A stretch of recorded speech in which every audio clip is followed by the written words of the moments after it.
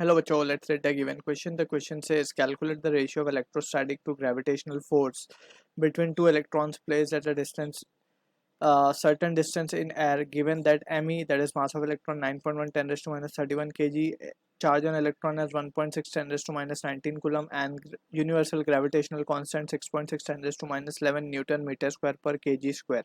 Option A given है 8.4 10 raised to 12 42. Option B given है 3.2 10 raised to 41. Option C given है 4.2 into 10 raised to 42. Option D given है 1.2 10 raised to 42. So basically यहाँ पे we have to deal with the concept of inverse square law, which is nothing but Coulomb law भी inverse square law follow करता है, and gravitational force of universal gravitational law also follows inverse square law.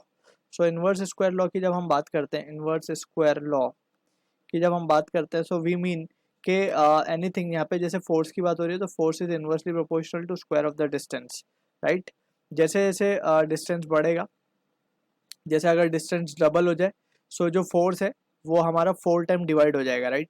यानी कि we can clearly see यहाँ पे कि क्योंकि inverse का रिलेशन है, सो अगर ये डबल होगा तो ये 4 टाइम रिड्यूस हो जाएगा, और स्क्वायर भी है यहाँ पे. So that is what the meaning we need to understand over here. अब यहाँ पे हम बात करते हैं पहले gravitational universal law of gravitation which is given by Newton. So the gravitational force of attraction between two masses, अगर दो मासेस हैं m1 m2, उन दोनों के बीच में जो ग्रेविटेशनल फोर्स ऑफ अट्रैक्शन है that is given by the expression g m1 m2 by r square. अगर दोनों के बीच का सेपरेशन है r square, so this is universal law of gravitation, right. इसी के तरह से we have whenever there are two charges separated by a distance r, so उनके बीच में जो force of attraction या repulsion है that is given by the expression k q1 q2 upon r square, and we need to take the mod of this q1 q2, right.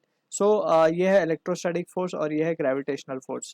यहाँ पे जो g की value है that is universal gravitational constant, इसकी value 6.6 10 raised to minus 11 newton metre square पर kg square, and यहाँ पे जो k है that is electrostatic constants की वैल्यू होती है 9 into 10 raised to 9 newton metre square पर coulomb square. So now using this result we will try to answer the given question. हमसे पूछा जा रहा है we need to calculate the ratio of gravitational and electrostatic force, right. So just हमें इन दोनों का ratio लेना होगा. So therefore we can say from this now Fe upon Fg अगर हम करें, सो यहाँ पे हम देख सकते हैं Fe का मतलब हो जाएगा हमारे पास जो वैल्यू बचेंगी वो बचेंगी g k q1 q2 divided by, अब यहाँ पे दो इलेक्ट्रॉन्स की बात हुई है, सो जस्ट हम इसको e स्क्वायर कर देते हैं, राइट. ठीक है, डिवाइडेड बाय आर स्क्वायर तो दोनों ही तरफ से कैंसिल हो जाएंगे Fe और Fg दोनों से, सो नीचे बचेगा हमारे पास g m1 का स्क्वायर. बेसिकली m1 m2 है एंड दोनों ही इलेक्ट्रॉन है तो मास सेम होगा, सो m स्क्वायर. k की value will substitute 9 into 10 raised to 9. E square जब हम करेंगे, सो ई हमें गिवन है 1.6, यानी कि हो जाएगा 2.56 into 10 raised to minus 18, right, on squaring sorry minus 38 हो जाएगा ये,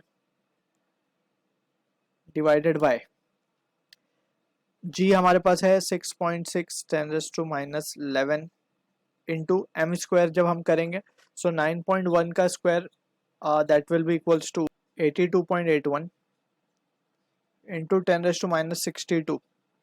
सो फाइनली जब ये रिजल्ट हम सॉल्व करेंगे, so we can say therefore Fe upon Fg that will be equals to, यहाँ से हम देख सकते हैं the result comes out to be 10 raised to 44, और यहाँ पे जो रिजल्ट आएगा that will be equals to 0.042. So इसको अगर थोड़ा सा हम फर्दर रिजॉल्व कर लें, so we can shift 2 decimals हो गया, सो ये हो जाएगा 4.2 into 10 raised to 42. So this is the ratio of electrostatic force to gravitational force we are getting, जो कि मैच होगा हमारा ऑप्शन सी के साथ. I hope you understood the solution. All the best.